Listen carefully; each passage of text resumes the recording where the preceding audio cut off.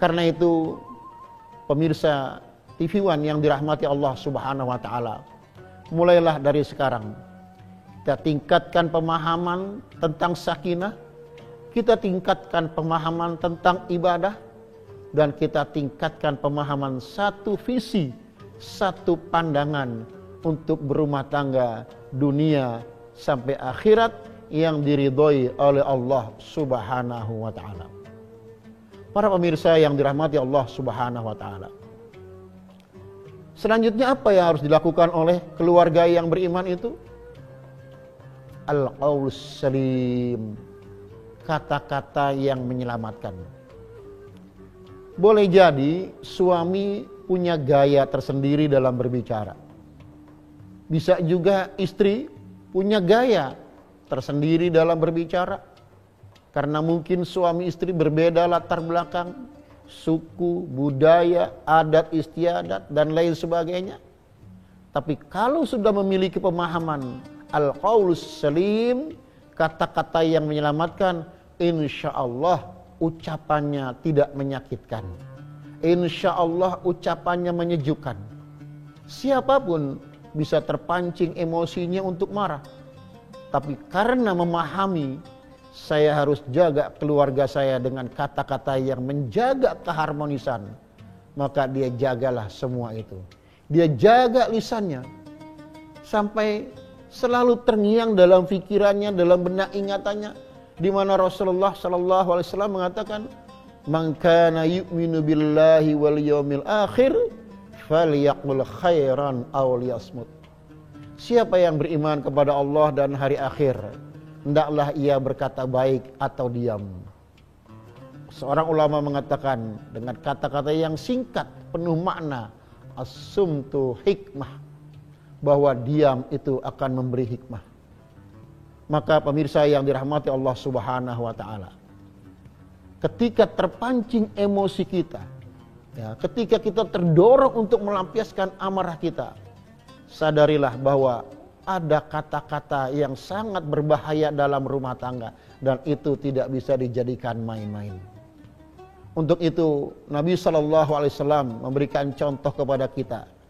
Tidak pernah beliau memanggil istrinya dengan panggilan nama, tapi dipanggillah dengan panggilan yang menyenangkan. Ya Humairah, wahai istriku yang putih kemerah-merahan.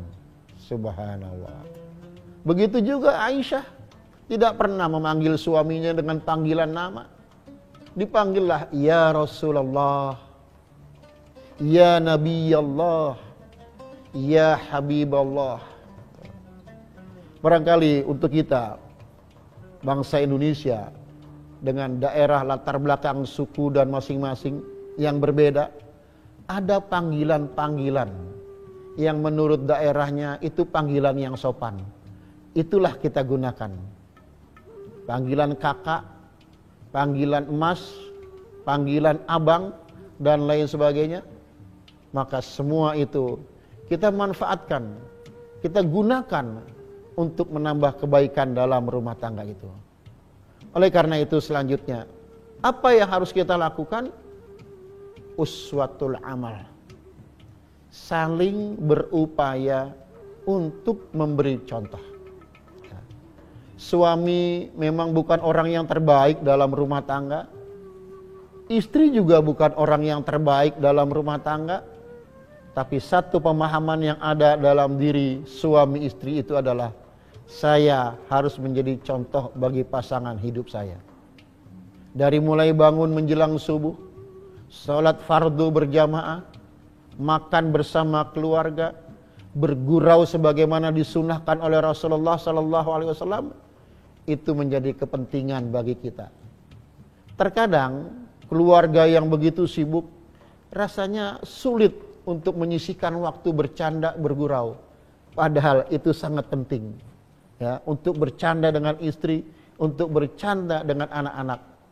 Maka sering-seringlah kita berbicara dengan istri, sering-seringlah kita berbicara dengan anak-anak, supaya terjadi kesatuan hati dalam satu rumah tangga itu. Subhanallah, kalau keluarga sudah semacam itu, insya Allah apa yang kita alami semua akan kita jadikan sebagai media kita untuk beribadah kepada Allah Subhanahu wa taala.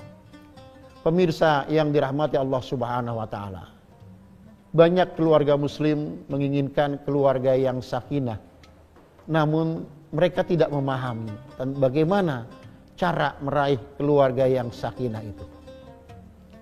Allah katakan dalam Al-Quran, wa ja'ala bainakum mawaddatan wa rahmah. Allah jadikan di antara kalian mawaddah. Sebagian ulama tafsir mengatakan mawaddah itu kecintaan secara fisik. Oleh karena itu, segala sesuatu yang bersifat fisik, tubuh dan seluruh yang ada dalam rumah tangga perlu kita jaga untuk menambah keharmonisan. Warahmah, kecintaan secara non fisik. Ya. Kecantikan akan semakin cantik bila dijiwai dengan jiwa yang juga cantik. Suami yang ganteng akan nampak semakin ganteng kalau dijiwai dengan ketaatan kepada Allah Subhanahu wa taala. Mudah-mudahan Allah jadikan keluarga kita sebagai keluarga yang sakinah, keluarga yang tenang dalam rangka ketaatan kepada Allah Subhanahu wa taala. Bukan keluarga yang tenang asal tenang, tidak sholat tenang, tidak ngaji tenang, tidak puasa tenang. Itu bukan keluarga yang sakinah. Itu keluarga yang salah faham tentang sakinah.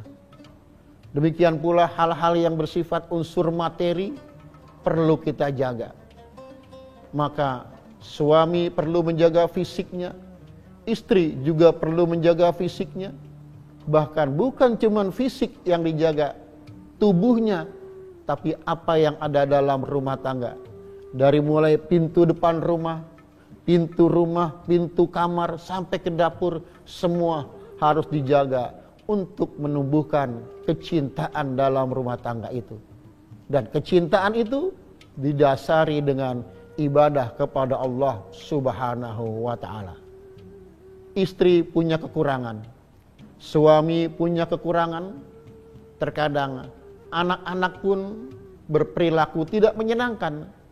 Tapi bila semua itu, pikiran kita, pandangan hidup kita dibingkai dengan niat untuk ibadah, mengharap ridha Allah Subhanahu wa taala, maka senyum akan lebih kita dahulukan untuk membina keluarga, dan insya Allah semua akan menjadi ceria.